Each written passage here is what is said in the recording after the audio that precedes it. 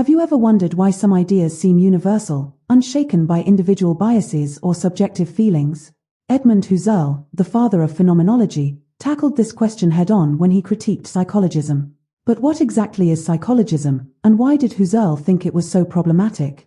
Psychologism is the belief that the foundations of logic, mathematics, and other formal sciences are based on psychological processes. In simple terms, it claims that the laws of logic, for instance, are nothing more than descriptions of how the human mind operates. At first glance, this might seem reasonable. After all, we do think and reason in our minds. But Husserl saw serious issues with this view. Husserl argued that psychologism is fundamentally flawed for two main reasons. First, it makes logic subjective.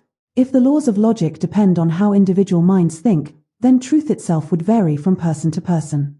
For example, if one person's mental process says that 2 plus 2 is equal to 4, but another's does not, how could we establish a universal truth? Logic, Husserl argued, needs to be objective and not tied to the quirks of individual psychology. Second, psychologism leads to a circular problem. Imagine trying to prove the validity of logical laws using the same psychological processes that are being questioned. This is like trying to stand on a ladder while pulling it up. It's self-contradictory. Husserl believed that logic must have a foundation independent of the human mind. So, how did Husserl solve these issues? He introduced phenomenology, a rigorous method aimed at studying the essence of experiences, free from subjective biases. In phenomenology, Husserl used a process called epoche, or bracketing. This means setting aside personal judgments, cultural assumptions, and even psychological influences to focus purely on the essence of things. By doing this, he aimed to uncover the universal structures underlying our experiences, structures that are not dependent on individual minds but instead reveal truths about the world itself.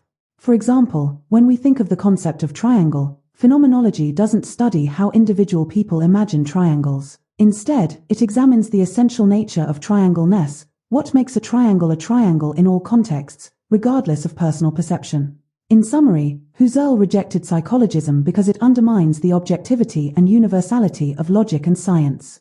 Through his phenomenological method, he provided a way to ground these disciplines in objective, essential truths, rather than the fluctuating processes of individual psychology. By doing so, Husserl not only transformed philosophy but also laid the groundwork for a deeper understanding of how we experience the world. And that, my friends, is why Husserl's critique of psychologism remains a cornerstone of modern philosophy.